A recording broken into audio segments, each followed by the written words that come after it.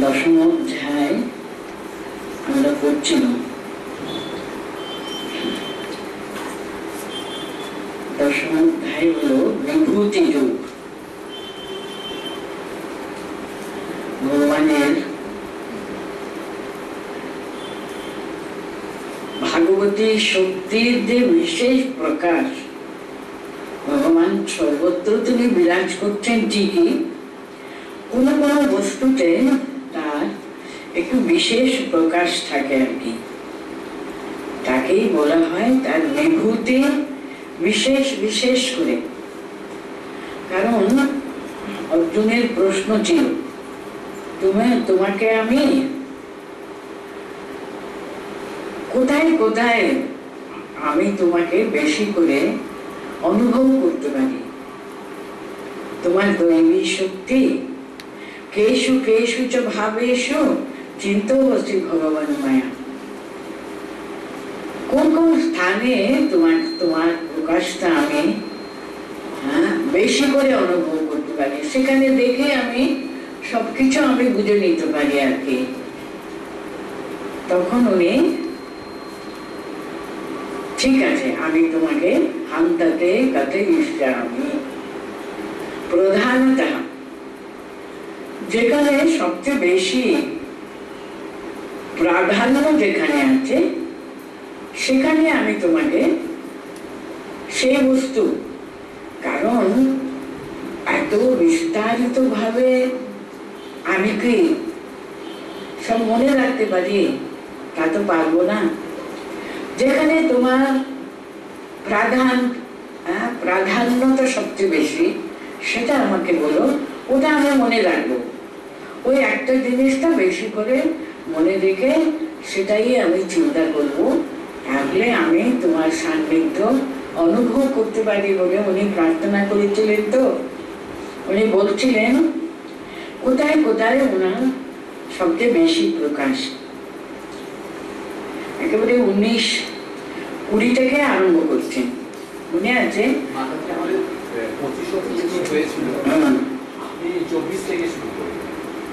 আচ্ছা ঠিক আছে, শুরু করছি আমি, সেটাই ইন্ট্রোডাকশন হিসেবে বলছি আমি আর কি।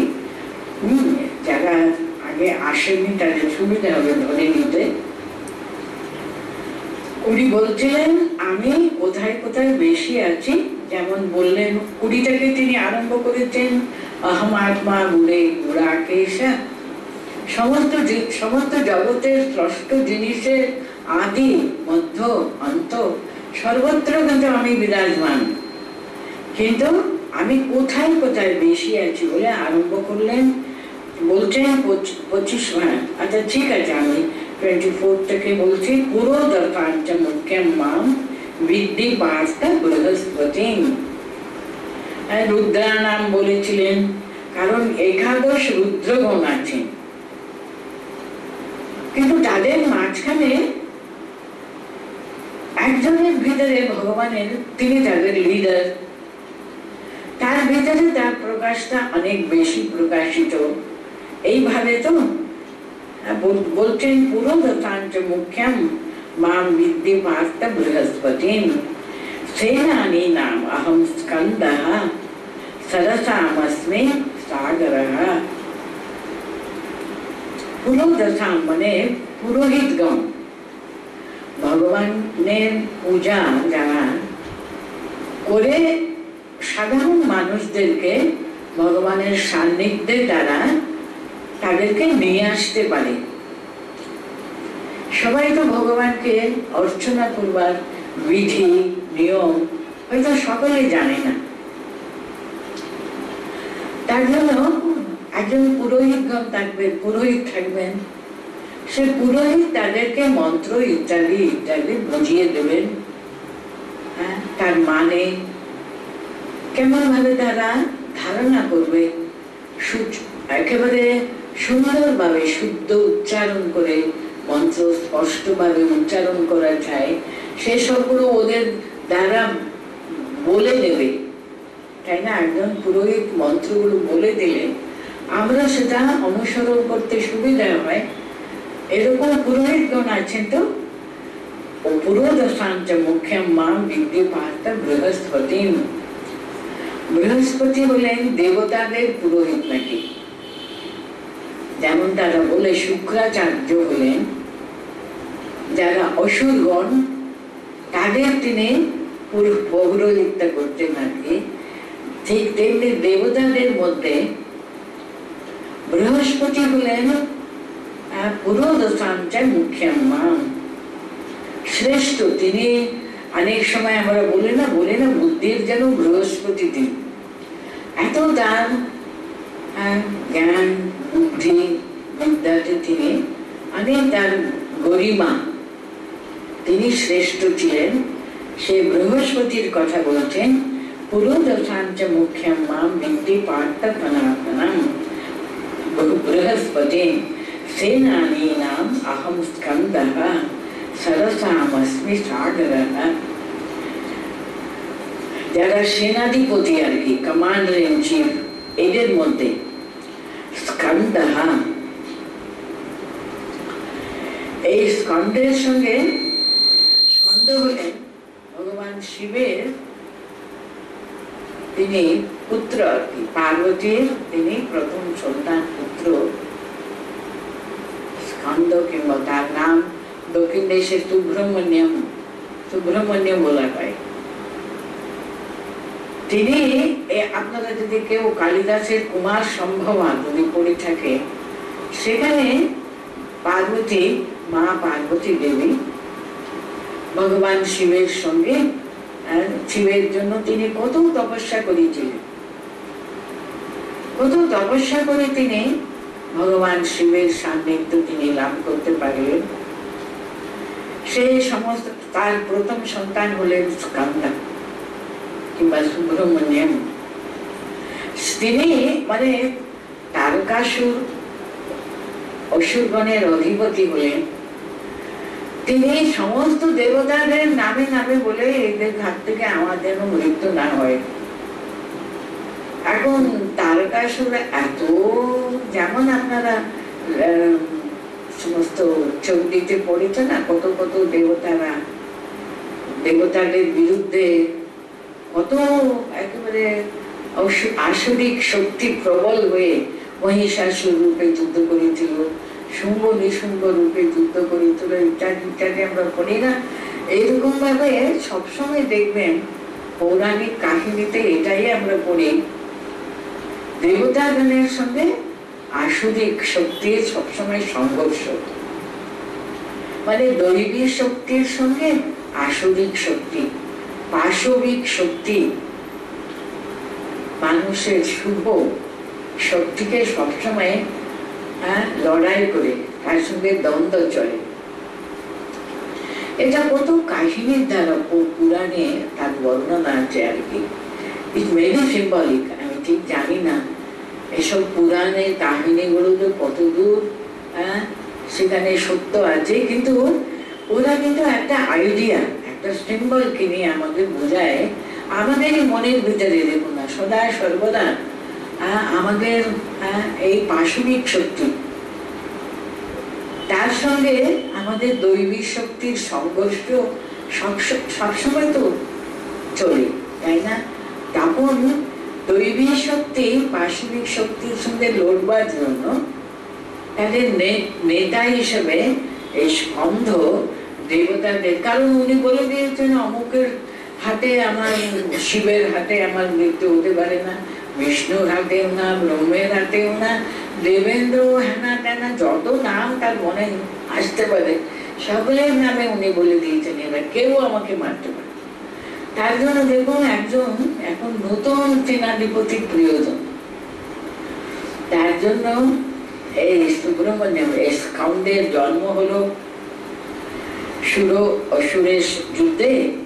এসবগুলো কুমার সম্ভবতে পার্বতী দেবীর তপস্যা ইত্যাদিগুলো বর্ণনা আছে। যাই হোক, এরকম ভাবে আর কি স্কন্দ দেবতাদের সৈন্যকে তিনি নেতা হিসেবে তিনি তারকাসুরের সঙ্গে যুদ্ধ করে তাকে তিনি সংহার করেছিলেন। সেই ব্যাপারটা এখানে বলা হচ্ছে সেনানী নাম স্কন্দম। পরের শ্লোকটা বলতে মহর্ষি নাঞ্চ ভৃগুরহম গিরম अहम अस्मि एक अक्षरम यज्ञानाम जप यज्ञोस्मि स्थावरानाम हिमालयः। দেখুন সপ্তর্ষি আছে না, সপ্তর্ষি মন্ডলের নামও আপনারা শুনেছেন। সপ্তর্ষি মন্ডল থেকে ভগবান শ্রী রামকৃষ্ণ দেব একজনকে নামিয়েছিলেন, তাই না? যিনি স্বামীজি রূপে আমাদের মধ্যে এসে জগতের কল্যাণ করে গেলেন তিনি। কারণ ঠাকুর ছিলেন এত সত্য গুণে সম্পন্ন, সে তার দ্বারা একেবারে জগতে উনি সমস্ত দেশ বিদেশে গিয়ে তখন যা চারিদিকে মতের সঙ্গে সেই দ্বন্দ্ব চলছিল, তাদের সঙ্গে জয় করা ইত্যাদি ইত্যাদি এত রজগুণের কাজ তিনি করতে পারছিলেন না, তাই না? তার বার্তা বহুরূপে, তার বার্তা সমস্ত জগতে প্রচার করবার জন্য তার একজন শিষ্য নেতা রূপে তিনি এই সপ্তর্ষি মন্ডল থেকে এনেছিলেন, তাই না? ওই ভৃগু হলেন সপ্তর্ষিদের মধ্যে একজন শ্রেষ্ঠ ঋষি। সপ্তর্ষি কারা আমি শুধু নামগুলো বলে দিচ্ছি, আপনারা তো জানেন। ভৃগু, মরীচি, অত্রি, পুলস্য, পুলহ, বশিষ্ঠ আর ক্রতু, এরকম সপ্তর্ষি খুবই শ্রেষ্ঠ ঋষি তারা। তাদের মধ্যে তিনি কাকে স্বামীজি রূপে নামিয়েছিলেন ঠাকুরই জানেন। এই ভৃগু হলেন এখানে তারা বলছেন তাদের ভিতরে ভগবত শক্তি একেবারে সম্পূর্ণভাবে প্রকাশিত ছিল। তার জন্য মহর্ষি নাম ভৃগিরহম, ভৃগু ঋষির কথাটা এখানে উনি উল্লেখ করেছেন। গিরম একা অক্ষরম अस्मि। একাক্ষরটা কি? সে প্রণবধ্বনি।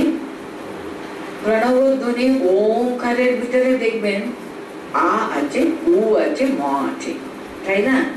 আপনি যত সমস্ত বর্ণাক্ষর গুলো আপনি একবার চিন্তা করে দেখুন, যেখানে অ নাই, উ নাই, ম নাই, এটা অক্ষরে হতে পারে না। এই প্রণবাক্ষরের মধ্যে সমস্ত অক্ষরের জন্য মূল সবকিছু রয়েছে। কিন্তু আর দেখবেন সগুণ ব্রহ্মের উপাসনা করতে গেলেও কিন্তু প্রণবের একান্তভাবে দরকার। আর যে কোনো দেবতার আগে প্রণবাক্ষর ছাড়া মন্ত্রই হতে পারে না, তাই না? ওম নারায়ণায় নমঃ, যে কোনো দেবতা, ওম সূর্যায় বরুষৎ, যে কোনো দেবতার আগে কিন্তু প্রণবধ্বনি, প্রণবাক্ষর যুক্ত হতেই হয়। তার জন্য বলতেন এক অক্ষর, যে প্রণব অক্ষর হলো সমস্ত অক্ষরের মূল সুর কিন্তু গিরম अहम अस्मि एकाक्षरम। भगवाনের সবচেয়ে বেশি প্রকাশ কোন অক্ষরে? ওমকারে সবচেয়ে বেশি প্রকাশ।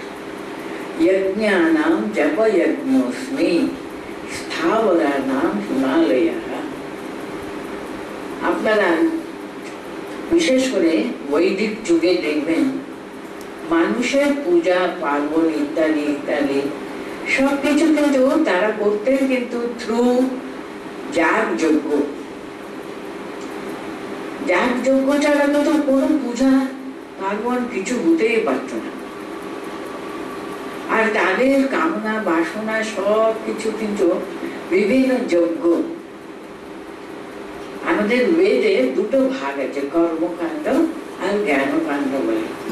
কর্মকাণ্ডের ভিতরে দেখবেন সমস্ত রকমের যজ্ঞ, তাদের সব বর্ণনা। যে কোনো আপনারা যজ্ঞ রচনা করতে গেলে কত ইট দিয়ে যজ্ঞ বেদিটা তৈরি করবেন, কেমন ভাবে তৈরি হবে, একটা সাইডে কত ইট থাকা দরকার ইত্যাদি সমস্ত ব্যাপার সেই কর্মকাণ্ডে কিন্তু লিপিবদ্ধ আছে। যে কোনো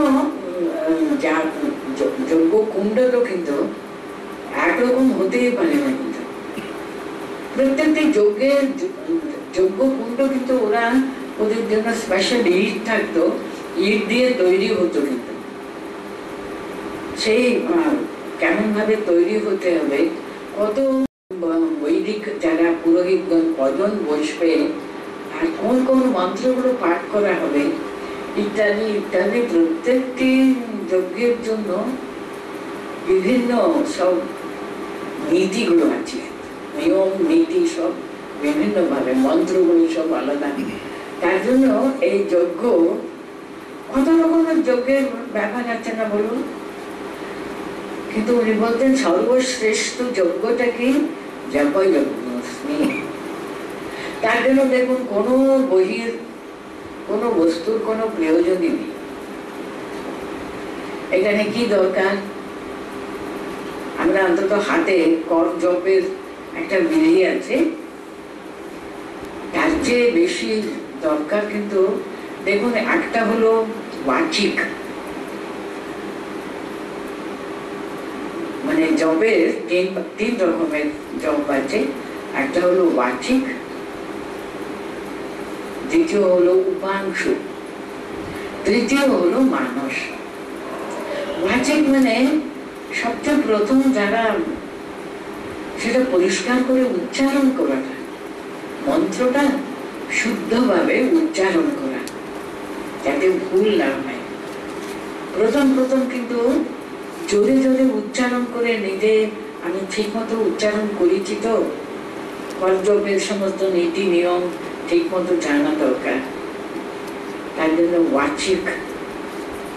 আর মানস হলো, উপাংশ হলো শুধু আমি শুনতে পাচ্ছি, আমার জিহ্বাটা কিন্তু উচ্চারণ করে, আমার ঠোঁটটা নড়ে আমি শুনতে পাবো, ওইটুকু কিন্তু, ওটা আর কেউ শুনতে পাবে না।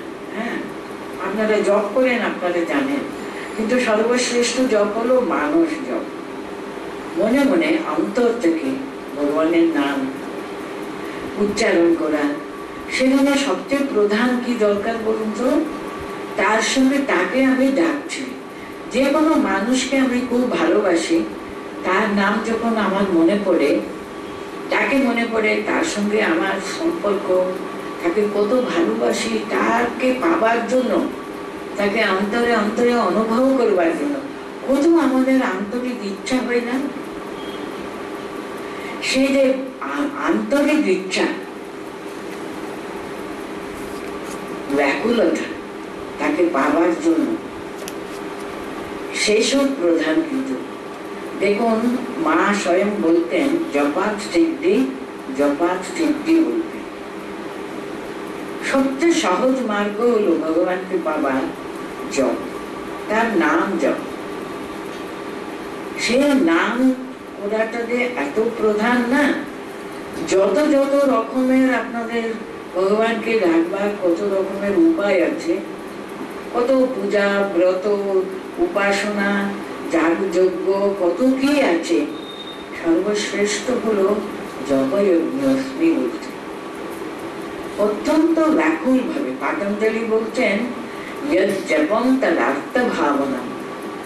আমরা অনেক সময় বাবা গুরু বলে দিয়েছেন 108 পড়তে তো হবে, উপায় নেই, সেটা কোনো মতে শেষ করবার জন্য প্রাণান্ত করে 108 শেষ করে দিই আমরা, তাই না বলুন? এক একদিন এত মানুষ সন্ধ্যার সময় হতে পারে খুব ক্লান্ত, কিন্তু জব করতে হবে, না করে থাকাও তো চলবে না, তাই এরকম কত কষ্ট করে 108 জবটা শেষ করে, সেটা শুধু মেকানিক্যাল হয়ে যায়, সে করে জোরে জোরে বাবা করে বাবা শেষ করে ছেড়ে দেয়, তা না।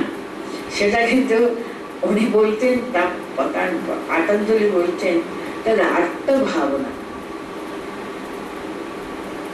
যার যার নাম আমরা করছি না, তাকে অন্তরে অন্তরে অন্তরে প্রত্যক্ষ ভাবে, শুধু অর্থ মানে সে কথার মানে হলে তাকে মনে মনে স্মরণ মনন করলে হয় না, তার প্রতি আমাদের একটা আন্তরিক টান, ভালোবাসা, সেটা শুধু কিন্তু না হলে শুধু মেকানিক্যালি তোতা পাখির মতো নাম করে দিলে তো জপ করবে না। তার জন্য জপার সিদ্ধি কথাটা শুধু ইজিয়েস্ট, অত্যন্ত ফলপ্রদ। ভগবান এখানে বলতেন যজ্ঞা নাম জপযজ্ঞস্মি, জপযজ্ঞ মানে থেকে সে যত নাম যত ভাগ করানো আমাদের নিয়ম কানুন। দেখুন মা এত কাজের মধ্যে থাকতেন, কত রকমের দিকে তিনি তার দৃষ্টি ছিল, তবুও তিনি কিন্তু প্রতিদিন নাকি লক্ষ্য জপ করতেন। যখনই মানুষকে তার কাছে তার অশান্তির কথা মানুষ বলতো, মা শান্তি পাচ্ছি না, একটু শান্তি কেমন করে পাবো, উনি কি বলতেন, আরে বাবা অন্তত 2000-3000 একটু জপ করে দেখুন তো, কেন শান্তি পাবে না, কেন আনন্দ পাবে না? মনে ভগবানের চিন্তা করলে শান্তি পাওয়া যাবে না এটা তো কখনো হতে পারে? কিন্তু ওই রকম ভাবে আন্তরিক ভাবে ব্যাকুলতার সঙ্গে তাকে পাবার জন্য অন্তরে অন্তরে এমন একটা আকুলি বিকুলি অনুভব করতে হবে। সেরকম ভাবে যদি ভগবানকে পাবার জন্য ব্যাকুল হয়ে তারা যদি জল ধ্যান করে, ধ্যান তার কতটুকু হবে? আমাদের ভারতী প্রাণা মাতাজি অনেক সময় নাকি আমরা অনন্য মাতাজির মুখে শুনেছি, নির্ভয় প্রাণা মাতাজি বলে উনি আমাদের কাছে গল্প করেছিলেন, ট্রেনে যাচ্ছেন বাবা, একসঙ্গে যাচ্ছেন, আর নির্ভয় প্রাণা মাতাজি তো ওনাকে দেখাশোনা করবার জন্যই তো সঙ্গে যাচ্ছেন। উনি একসময় অত্যন্ত মানে কষ্ট পেয়েছেন, বলতেন বাবা আপনার সঙ্গে একটু কথা বলবো ভাবছি, কখন কথা বলবো বলুন তো, সর্বক্ষণ তো আপনি জব করছেন, ট্রেনে যাচ্ছেন, আশেপাশে জানলায় কত কি সবাই দেখছে, কত কি হচ্ছে, আর ভারতী প্রাণা মাতাজির কাছে উনি মনোযোগ করতেন, সবসময় তো আপনি জব করেন, একটু আমরা কথা বলবো না? তখন ভারতী প্রাণা মাতাজি বলতেন তুমি বলো না তোমার কথা, আমি কি উত্তর দেব না? বলছি দেখো মা, আমি তো এত ধ্যান ট্যান কিছু করতে পারি না মা, মা বলেছেন আমাদেরকে জপাত সিদ্ধি জপাত সিদ্ধি, আমি যত পারি একটু জপ করি মা, আমি তো আর কিছু করতে পারি না। দেখুন কিরকম কথা, আমি তো আর কিছু করতে পারি না, আমি শুধু জপ করি। কি নিয়ম নিষ্ঠার সঙ্গে উনি জপ করতেন, তখন বলতেন হ্যাঁ তুমি কথা বলতে পারো, আমার কোনো অসুবিধা হবে না। এরকম আমরা অনেক অনেক বড় সাধুরা, যেমন মাধবানন্দ মহারাজ, বিবেকানন্দ মহারাজ, ওরা মালা নিয়ে জপ করছে, কিন্তু বাইরে কোনো কাজের জন্য কেউ দাঁড়িয়ে আছে, ওরা ভিতরে ঢুকছে না, চুপ করে দাঁড়িয়ে আছেন। অনেক পরে ওরা জানতে পেরে বলেছেন কেন গো, আমি মালা নিয়ে জপ করছি ঠিকই, কিন্তু সেই কাজ হচ্ছে তুমি যে এত দূর থেকে এসছো, সেই কাজটা কি কম হয়ে গেল? আমার কোনো ডিস্টার্ব হবে না, তুমি আলু জ্বালাবে, আমি এসছি কাজের জন্য বললে আমার কোনো ডিস্টার্বেন্স হবে না। তো এটাও তারই কাজ। আরে কোন দিক থেকে ওরা কাজ এবং ধ্যান জপ করা একরকম দেখতেন। দেখুন এটা কিন্তু সাধারণ মানুষ, ওরা তাদের অনুভূতি বলেছে, দেখেছেন তারা সাক্ষাৎ করে। হ্যাঁ, মানে জপের সঙ্গে তাদের কাজের সঙ্গে সাক্ষাৎ ভগবানের কাজ, আমি তাকে ডাকছি, তারই কাজ, দুটো আমার কাছে সমান।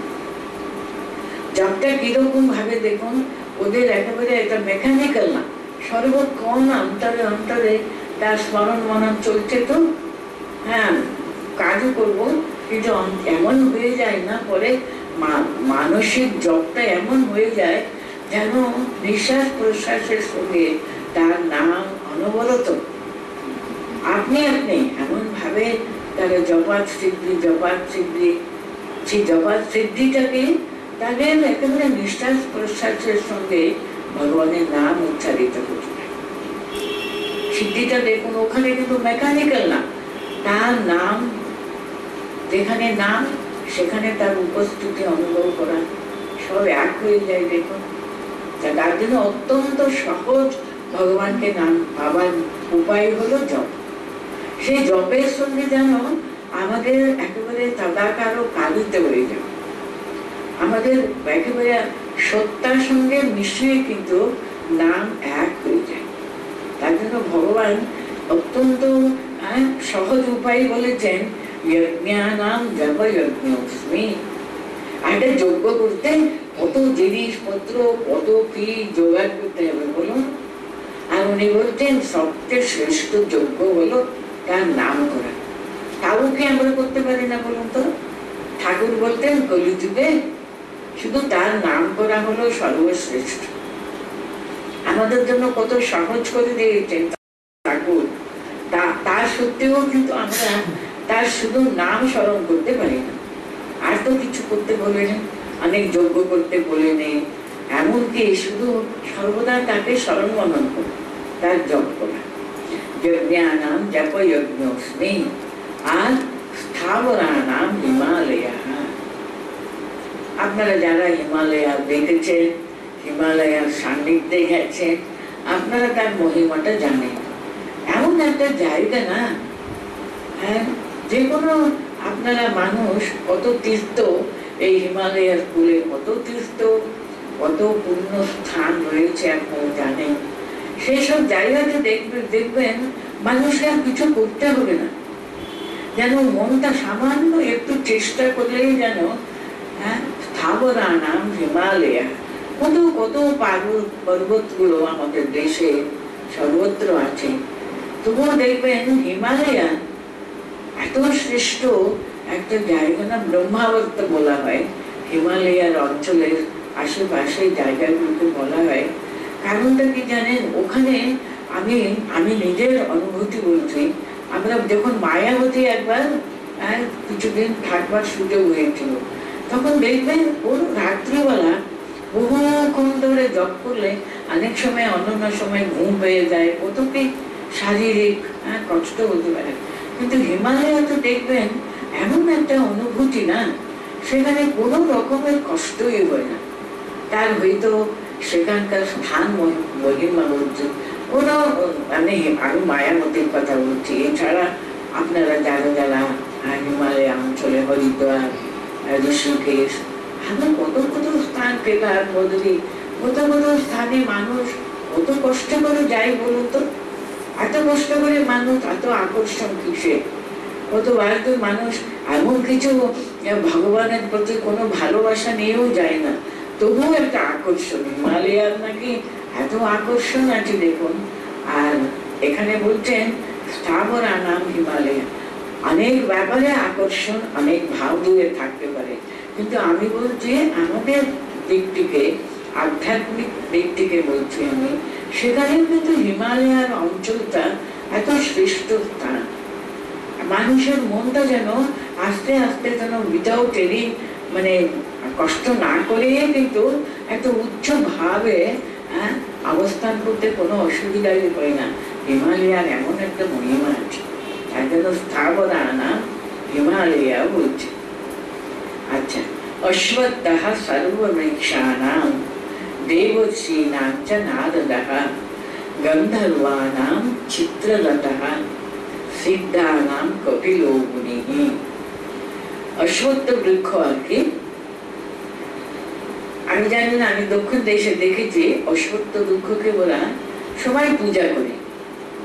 তারা বলেন তার সমস্ত দেবতারা সেখানে বাস করে, ঋষি মুনিদের সমস্ত একটা শ্রেষ্ঠ, তার সঙ্গে এটা অ্যাসোসিয়েশন মানুষের। যেমন তুলসী গাছকে সবাই পূজা করে না, এখানেও দেখেছি তুলসী গাছকে অনেকেরা পূজা করে। দক্ষিণ দেশে কিন্তু আমি দেখেছি একটা স্পেশাল দিন আছে, ওরা তুলসী পূজা বিশেষ করে অনেক উপচার দিয়ে ওই তুলসী গাছকে পূজা করে।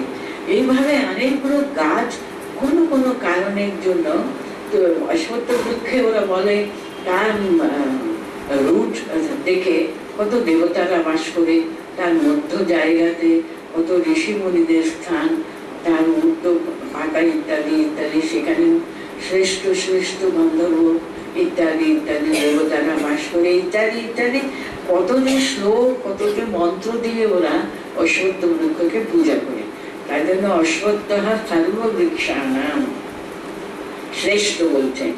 দেবর্ষি নাম হচ্ছে নারদ। আমি আগেই সেদিনই বলেছিলাম ঋষিগণের মধ্যে 3 রকমের ঋষির কথা আছে, মহর্ষি, দেবর্ষি আর রাজর্ষি বলে 3 রকমের ঋষিরা আছে না।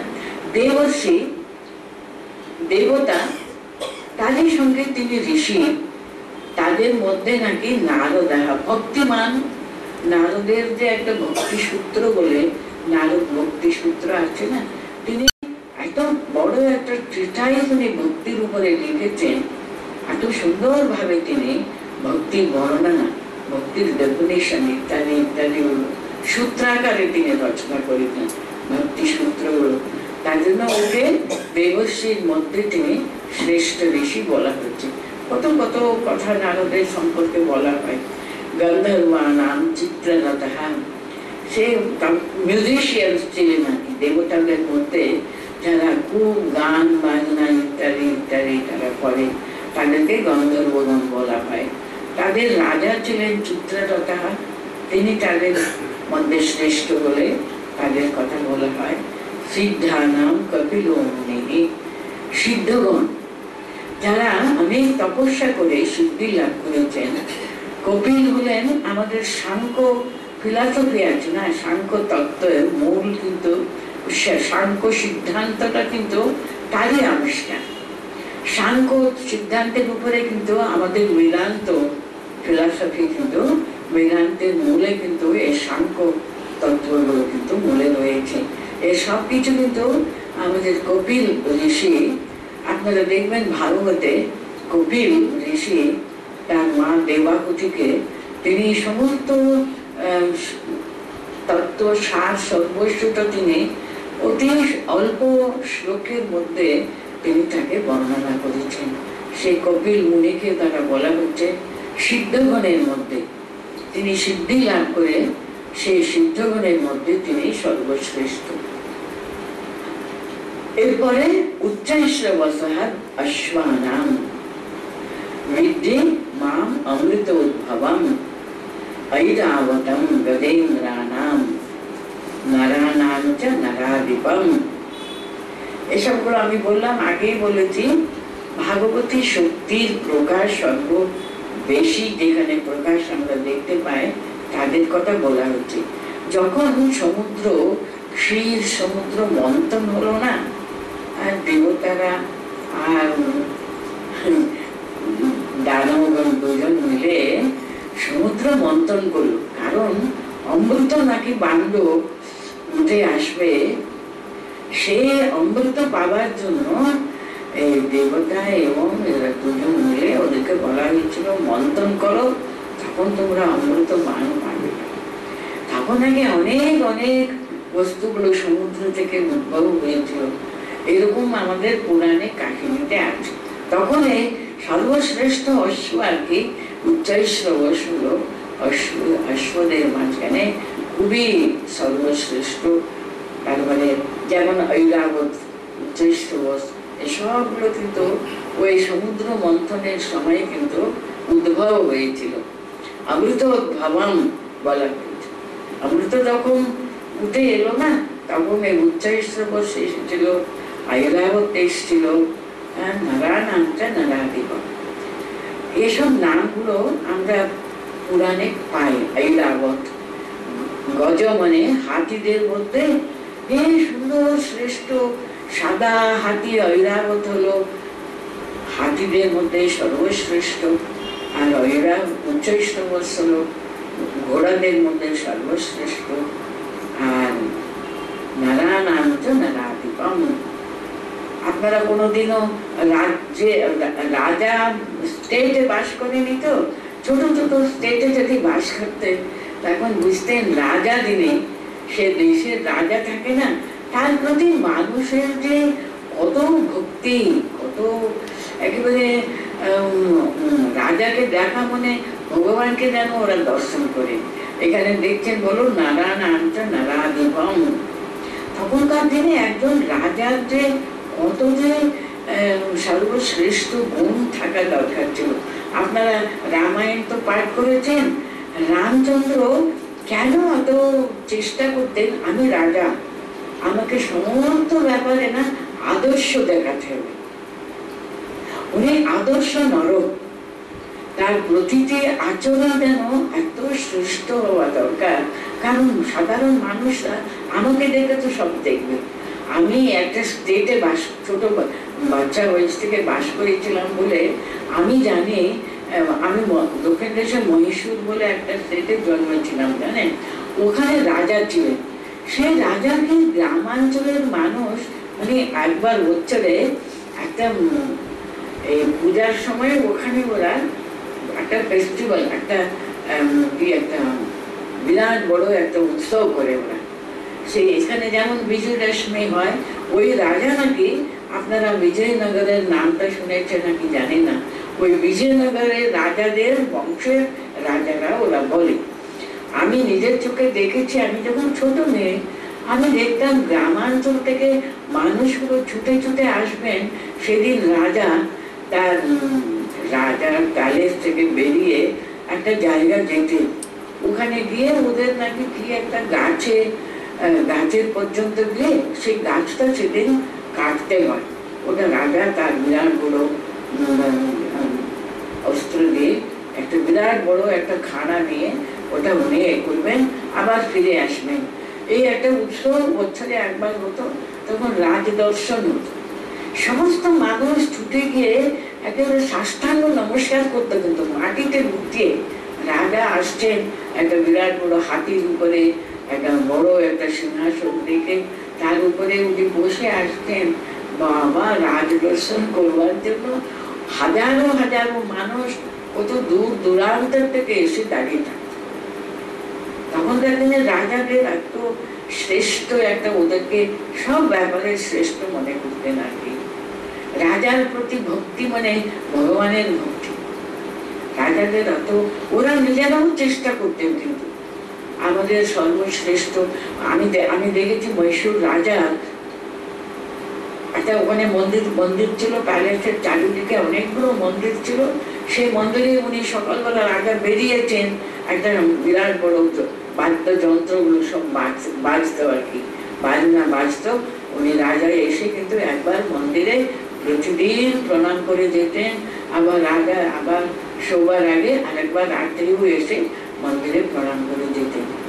এসবগুলো ওরা করতেন আর কি, তার জন্য রাজাকে এত শ্রেষ্ঠ মনে করতেন।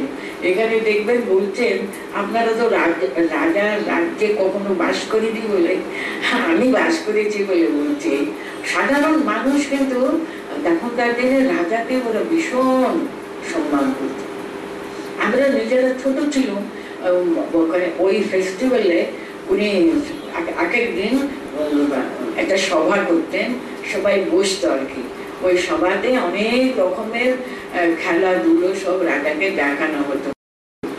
রাজা এসে সিংহাসনের উপরে দাঁড়াতেন, দাঁড়িয়ে উনি একটু সেলিউট করতেন। সব মানুষ মানে লক্ষ লক্ষ মানুষ, পুরো প্রজারা সবাই ভেতরে বসে আছে, বাইরেও অনেক অনেক হাজার হাজার মানুষ দাঁড়িয়ে থাকতো ওনাকে দেখবার জন্য।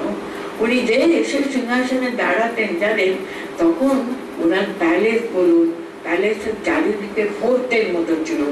সব জায়গাতে একসঙ্গে হাজারো হাজারো ইলেকট্রিক বাল্বগুলো জ্বলে উঠতো, একসঙ্গে জ্বলে উঠতো।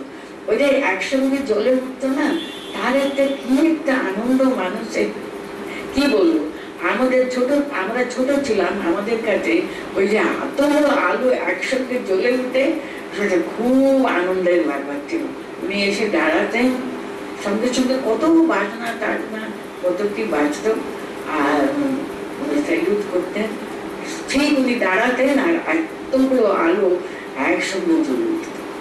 কত কি তখন রাজাদের জন্য কত উৎসব হতো, কত কি হতো।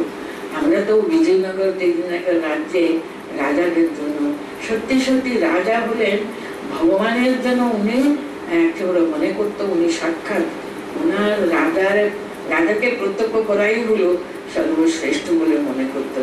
এটা আমি ওল্ড ডেজের কথা বলছি, আপনাদের কাছে হয়তো অনেকের কাছে হাস্যাস্পদ মনে হবে। কারণ রিপাবলিক যেখানে, পার্লামেন্ট যেখানে, সেখানে সমস্ত প্রজারা কিন্তু সমান হয়ে যায়, সেটা হতে পারে। এখানে কিন্তু ভগবান বলছেন কিন্তু নারায়ণ নারাধিপম, মানুষের মধ্যে তিনি রাজা, তিনি পূজিত আর কি। সাধারণ মানুষের মধ্যে রাজা মানে এত গুণ থাকতো তখনকার দিনে। আর তারপরে দিনে দিনে সবগুলো কালে কালে সব সেটাই এগুলো। তাহলে আপনারা যদি রামচন্দ্রের জীবনীটা ভালো করে রামায়ণ পড়ে দেখুন, উনি সীতাকে বিসর্জন করলেন কেন? কোন সাধারণ মানুষ ওইসবগুলো শুনলে মনে কষ্ট হয়? এত বড় একজন মানুষ নিজেকে স্যাক্রিফাইস করে সীতাকে পর্যন্ত উনি দূর করে দিলেন, কারণটা কি? না বাবা, মানুষ যদি মনে করে আমি এরকম আমার সুখের জন্য, আমার জন্য আমি ওকে, ও এত বছর ওর কাছে ছিল, কত বছর তো ছিল, আমি ওকে আবার মেয়ে গ্রহণ করে রেখেছি, ভাবুন, তখন তো খুবই মনে কষ্ট হয়। কিন্তু আদর্শ, ওনাকে সমস্ত ব্যাপারে আদর্শ দেখাতে হয়, তার জন্য নিজে কত কষ্ট পেয়েছেন, কিন্তু আদর্শ রাখবার জন্য, আদর্শ দেখাবার জন্য উনি নাকি নিজেকে অন্যরকম বেশ ধরে সব দেখতেন, মানুষের কি, মানুষের মনে রাজার প্রতি কিরকম আছে ইত্যাদি ইত্যাদি। That is the old days. Of course আপনাদের কাছে ওটা বেশি অ্যাট্রাকশন নাও থাকতে পারে, এখানে কিন্তু রাজাদের সেরকম কর্তব্য ছিল তখনকার দিনে। রাজা সব সময় প্রজা হিতৈষী ছিলেন, প্রজাদের যেন সর্বাঙ্গ সুন্দর, তারা যেন সমস্ত রকম ভাবে ওরা যেন ভালো জীবনযাপন করে।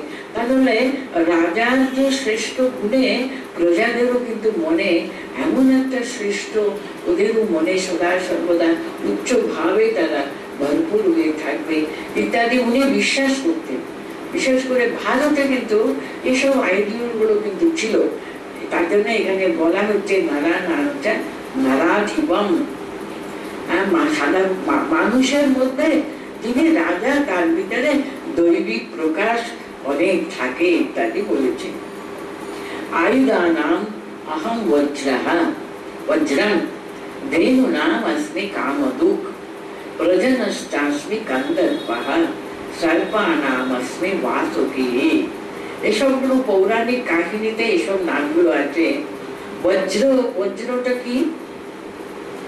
আবার আমি আপনাদের কাছে ওই দেবতার দানবের যুদ্ধের কথাই বলতে হবে।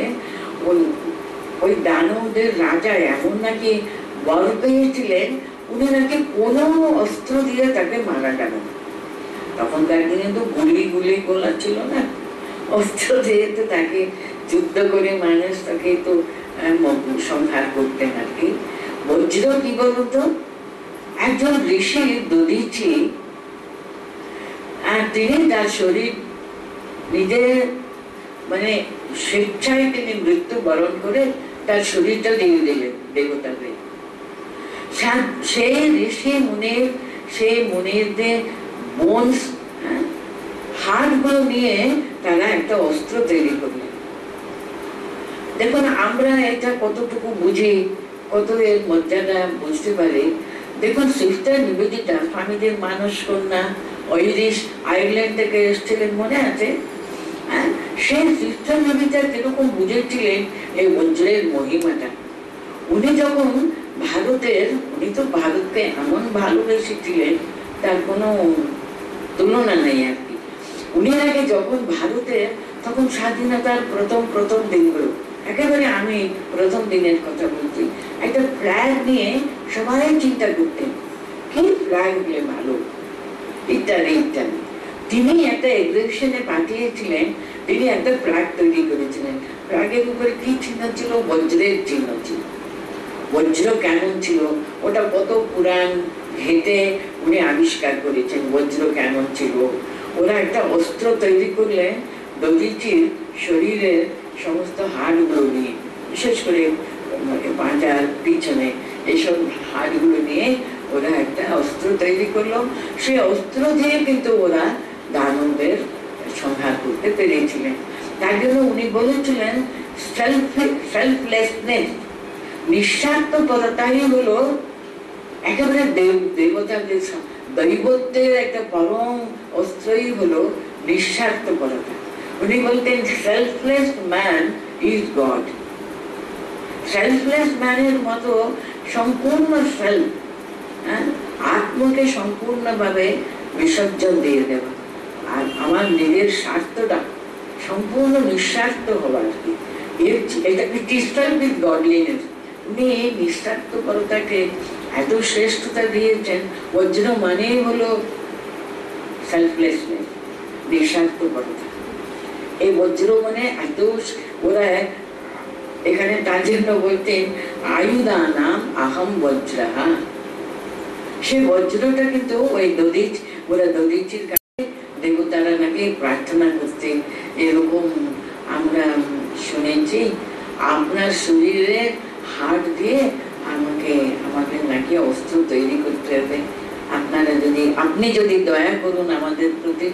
দেখুন উনি স্বেচ্ছায় তার শরীরটা দিয়ে দিলেন ওদেরকে, মৃত্যু বরণ করে শরীরটা দান করে দিলেন। ওরা তার হাড় গুড় নিয়ে ওই এটা তৈরি করে, মানে সেই বজ্রের কি মহিমা বলুন তো। কতগুলো অস্ত্র আছে, কোন অস্ত্র দিয়ে ওই দানব রাজাকে, দানবদের সংহার করবার উপায় ছিল না। ওই দধিচির শরীরের হাড় দিয়ে তৈরি হওয়া এই বজ্র হলো সবচেয়ে শ্রেষ্ঠ আয়ুধ। সেই কথাই এখানে বলতেন আয়ুধানাম আহম বজ্রম ধেনু নাম আসমি কামধু। কামধেনু বলে না, এই সবগুলো নাকি দেবতাদের রাজা দেবেন্দ্র তার কাছে নাকি সব মজুদ থাকে নাকি। কামধেনু কি করে, যে যা চাইবেন তাই ও দিতে পারে। যত কামধেনুর কাছে যদি সৈন্য চাইবেন ওর শরীর থেকে সব সৈন্য সব আসে, সব কিছু নাকি কামধেনু দিতে পারে ইত্যাদি ইত্যাদি। ধেনু নাম আসমি কামধু প্রজনাশ্বাস্মি কন্দর্পহা, মানে সৃষ্টি করা। তার মূলে কি আছে, সেই কন্দর্প দিনে তিনি মানুষের ভিতরে এমন বাসনা কামনা সৃষ্টি করে মানুষেরকে সেই সৃষ্টির কাজটা উনি এই করতে পারেন। সর্পানাম আসমি বাসুকি, যে বাসুকি সমস্ত ভূমিকে ধরে আছেন তিনি। আমরা বিশ্বাস করি তো সব কিছু পিছনে সেই মহাসাগরের তলায় নাকি বাসুকি উনি ধরে আছেন সমস্ত পৃথিবীকে বলে আমাদের পুরাণে কাহিনী বলেছে বলে সর্পানাম আসমি বাসুকি অনন্তানাস্মি নাগানাম, মানে সাপদের মধ্যে কত রকমের নাকি সাপগুলো আছে জানেন। একটা হলো বাসুকি, সেটা তো আলাদা আলাদা ওটা সর্প। আর নাগের মধ্যে অনন্ত শাস্ত্রী বলছেন কেন, অনন্তশায়ী ভগবান শ্রীমান নারায়ণ যখন অনন্তশায়ী হবেন তিনি কিন্তু শুয়ে আছেন এই অনন্ত নাগের উপরে। তার জন্য অনন্তস্মি নাগানাম বরুণ ইয়াদসামহম, জলের রাজা বরুণ তিনি হলেন সেই জল দেবতাদের মধ্যে সর্বশ্রেষ্ঠ বলে। পিতৃনাম অহম আর্যাস্মি यमः संयमतामहं। বিভিন্ন বিভিন্ন কাহিনী হলো এখানে। অনন্ত অনন্ত নাগ হলো, নাগ সর্পদের মধ্যে উনি সর্বশ্রেষ্ঠ, কারণ নারায়ণ স্বয়ং আনন্দের উপরে তিনি শুয়ে থাকেন। বরুণঃ ইয়াদসামহম, বরুণ রাজা হলেন মানে জল দেবতাদের মধ্যে তিনি সর্বশ্রেষ্ঠ দেবতা। পিতৃগণের মধ্যে আর্যা উনি নাকি সর্বপ্রথম, কিন্তু তিনি পিতৃলোকে তিনি ওখানকার শ্রেষ্ঠ, উনি প্রথম পিতৃ দেবতাদের মধ্যে প্রথম পিতৃ নাকি উনি, তার জন্য উনি শ্রেষ্ঠ। যার তিনি যম রাজা সংযমতামহম, খুব কন্ট্রোল ফেভারিটি। যারা মানুষের মধ্যে সংযম, মৃত্যু ভয়ে মানুষ অনেক কিছু সংযম কিন্তু শিখে নেয়। যম যেমন ভাবে সকলকে সংযম শেখান আর কি, তার জন্য সংযমতামহম যমহা। মৃত্যু ভয়ে কিন্তু মানুষ কত দিকে কিন্তু চেষ্টা করে একটু কিছু সংযম জীবনে আনতে হবে, কন্ট্রোল করে উনি সকলকে। সব ব্যাপারে কন্ট্রোলিং পাওয়ার নাকি যমরাজের উপরে আছে বলে সংযম যারা মানুষকে শেখায় সব দিক থেকে যমকে শ্রেষ্ঠ স্থান দিয়েছে। আরেকটা শ্লোক করে শেষ করব। প্রহ্লাদশ্চাস্মি দৈত্যানাম কালঃ কলয়তামহম মৃগানাঞ্চ মৃগেন্দ্রোহম वैनतेयश्च पक्षिणाम। প্রহ্লাদের নাম আপনারা সবাই জানেন, সে কাহিনীও জানেন। আরেকটা পৌরাণিক কাহিনী আর কি, ভগবান নৃসিংহ রূপে এসেছিলেন তার পিতা হিরণ্যাক্ষকে সংহার করবার জন্য, তাই না? এসে হিরণ্যাক্ষের কথা আপনারা সব জানেন, হিরণ্যকশিপু, হিরণ্যাক্ষ না, হিরণ্যকশিপু ওর বাবার নাম। ওরা কিন্তু দৈত্য, মানে দানব, জানি না দানব বলতে কি, ওরকম একটা বোধহয় রেস অফ পিপল আর একজন ছিলেন বোধহয়। তাদের মধ্যে হিরণ্যকশিপু ওদের রাজা, উনার নাকি অটোমেটিক্যালি উনি দেবতাদের পছন্দ করতেন না, দেবতাদের উপরে সবসময়।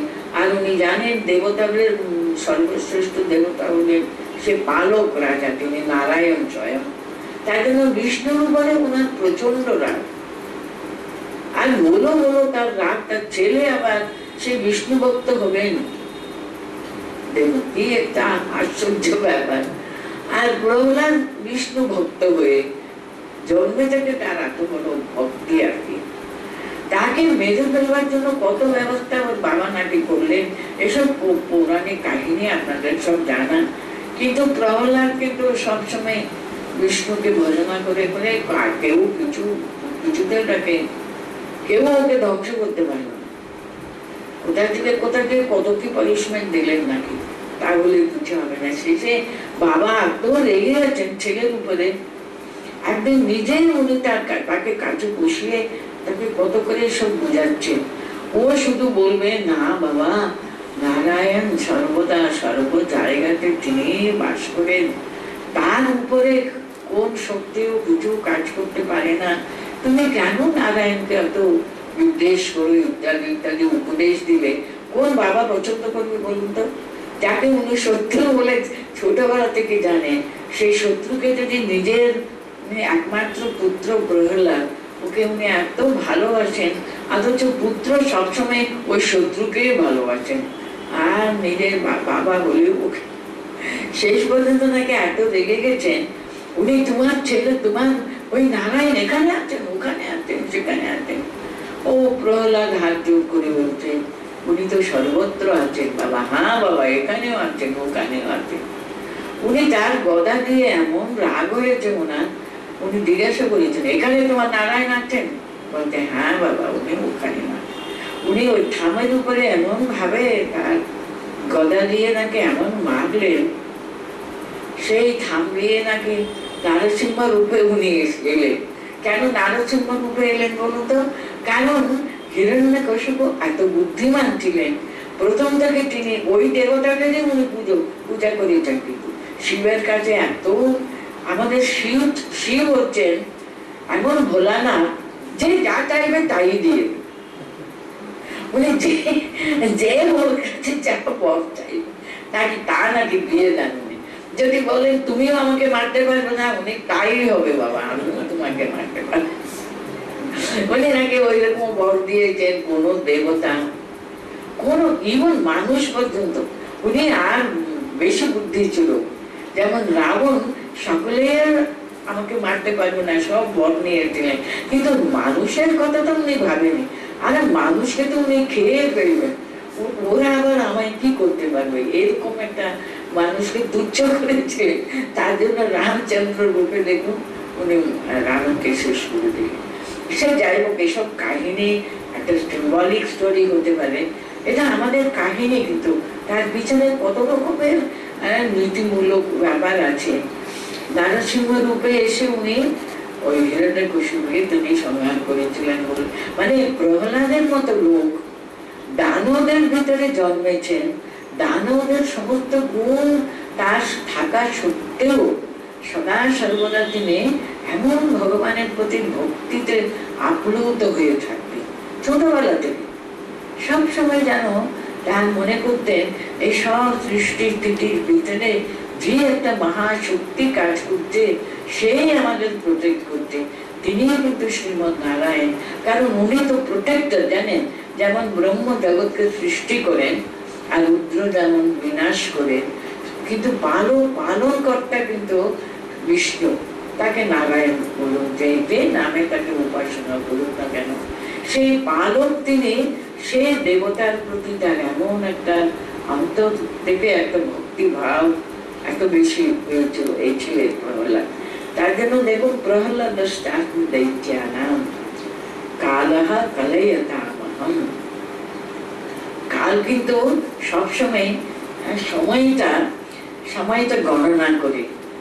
কাল মহাকাল কিন্তু আস্তে আস্তে আস্তে সব গ্রাস করে নেয়। সেটা কাল, আমি কাল কাল রূপে সব কিছু আমি গ্রাস করে নিই। মৃগানাম মৃগেন্দ্রোহম, সেই লায়ন মা দুর্গার যে সেই বাহন, মৃগানাঞ্চ মৃগেন্দ্রোহম। আপনারা যদি অ্যানিমালসদের যদি ভালো করে জানেন দেখবেন সিংহ এত নাকি ওর অনেক কিছু গুণ আছে। কিন্তু তার সিংহ যখন ও একা থাকবে সবসময় ভালোবাসে, সে তার একটা কি তার একটা রাজকীয় ভাব আছে কিন্তু সিংহের ভিতরে। আমরা দেখেছিলাম দক্ষিণ আফ্রিকাতে একটা স্পেশাল লায়নদের জন্য একটা স্পেশাল একটা আছে, একটা জুয়ের মতো আছে। ওখানে আপনারা গাড়ি করে সব ঘুরতে পারেন। ওখানে লায়নরা কিন্তু নির্ভীক ভাবে ঘুরতে থাকেন, কিন্তু আপনাদের গাড়িও যাবে, অনেকগুলো লায়ন গুলো কিন্তু বসে থাকে। ওরা এমন তাচ্ছিল্য ভাবে আপনাদেরকে তাকায় না, গ্রাহ্যই করে না। আপনারা এত বড় গাড়িতে আপনারও ভয়ে ভয়ে ভয়ে যেতে থাকে, ওরা কিন্তু তাকেও দেখে না। ওরা একেবারে অনেক অনেক লায়ন্স গুলো, লায়ন সাফারি বলে একটা বিশাল বড় এরিয়া নিয়ে ওখানে ওরা এই লায়ন্স গুলো ছেড়ে দিয়েছে। কিন্তু কি করে না করে ভগবান জানেন, আমি জানি না কি করে ওরা বন্ধুতন্ত্র করে সবাই। কিন্তু ওখানে ওরা বসে থাকে, আমরা বিরাট বড় গাড়িতে আপনারা যেতে থাকেন, ওরা তাকেও দেখে না, আপনার তাকাবে না। এত ওদের একটা রাজকীয় ভাবে সবাই ছোট বড় বাচ্চা কাচ্চাকে নিয়ে ওরা বসে থাকে। অনেকগুলো লায়ন্স কিন্তু ঘুরে বেড়াবে। ওটা কিন্তু একটা বেশ একটা এক্সপিরিয়েন্স। কিন্তু লায়নের সত্যি তো ওখানে মা স্বয়ং বসে আছে, তার বাহন রূপে নিয়েছেন বলে বলায়। ওরা মৃগানাঞ্চ মৃগেন্দ্র আহম বৈনতেয়শ্চ পক্ষিণাম। বৈনত নাকি গরুর পাখি। আপনারা সবাই জানেন গরুর পাখিগুলো নারায়ণের বাহন ইত্যাদি বলে না, মানে পাখিদের মধ্যে সর্বশ্রেষ্ঠ পাখি। কারণ আমরা বিশ্বাস করি এই গরুর পাখির উপরে নারায়ণ স্বয়ং বসেন বলে থাকি পর্যন্ত।